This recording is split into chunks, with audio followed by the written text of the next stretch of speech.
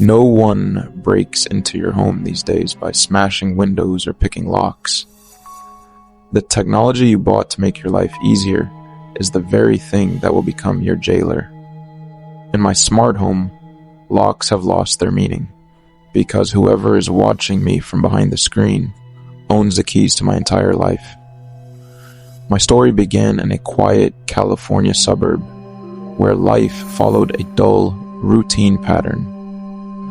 I decided to turn my home into a fully integrated smart house. I bought everything. The locks, the cameras, the lighting system, and even the thermostat. It was all linked to one app on my phone. It felt like a dream. With the tap of a button, I controlled everything. But that dream turned into a nightmare on a very ordinary night. I started noticing that my home's electric meter would spike crazily at 3 a.m., even though I was asleep. I thought it was a technical glitch from an update. But one night, I woke up to the sound of wood cracking, coming from the kitchen. I walked down the stairs with trembling steps to find my fridge wide open, and its contents scattered across the table in a terrifying way, as if someone had been eating dinner there. By nature, I don't believe in the supernatural, so a much deeper, colder chill took hold of me. There was a real person watching me. At that moment, I received a notification on my phone from the app. It read, "Room temperature has been adjusted to suit your blood pressure." I froze in my tracks. How did the app know my blood pressure? How was it manipulating my environment? I realized then that the app was no longer just a tool. It had become an entity studying me. A few days later, I began to hear muffled breathing coming from the speakers embedded in the walls. The feeling of someone watching me and touching my things continued to haunt me. It knew when I slept and when I woke up. Every electrical device in my house had become an eye and an ear for this person. I was trapped in a cage that I had paid for with my own money. I felt that the app had begun to take control of my life, so I decided to delete it to get rid of this burden. I tried to uninstall the app, but the phone refused to respond. The screen froze on a picture of my own face while I was sleeping. I realized then that the developer company was nothing but a front for an unknown entity conducting psychological experiments on humans.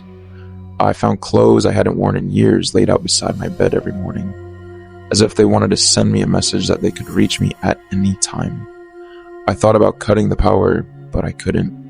The system had a backup battery and an independent network that made it impossible to disable. I felt like a lab rat. I began receiving text messages from the app in a tone that couldn't possibly be automated. "You don't need to go out today. The outside is dangerous. Stay here with us." The next day, I found my front door locked with electronic bolts that couldn't be broken from the inside. I tried to call the police, but the signal was intentionally blocked.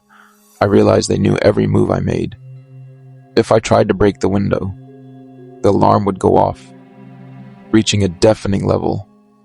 If I tried to use a knife, the lights would cut out instantly. The house had become a self-aware entity, enforcing its own rules, not the ones I had set.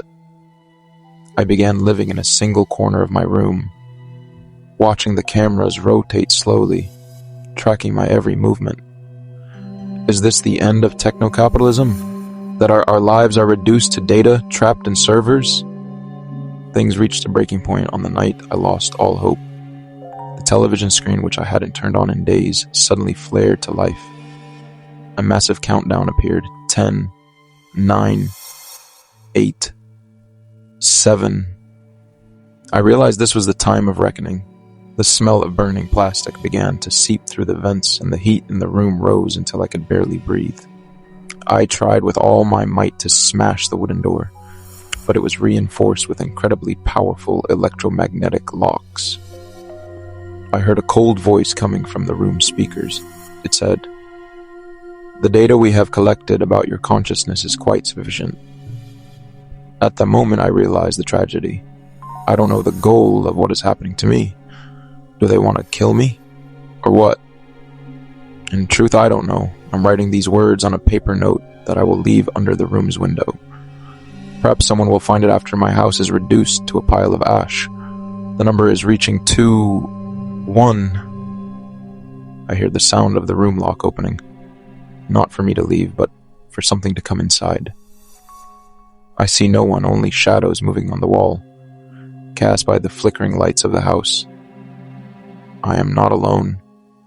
Even in my final moments, I'm still under surveillance, and I don't know what will happen after 0. If you're reading my message, disconnect your devices now, before they decide that you are no longer needed to live.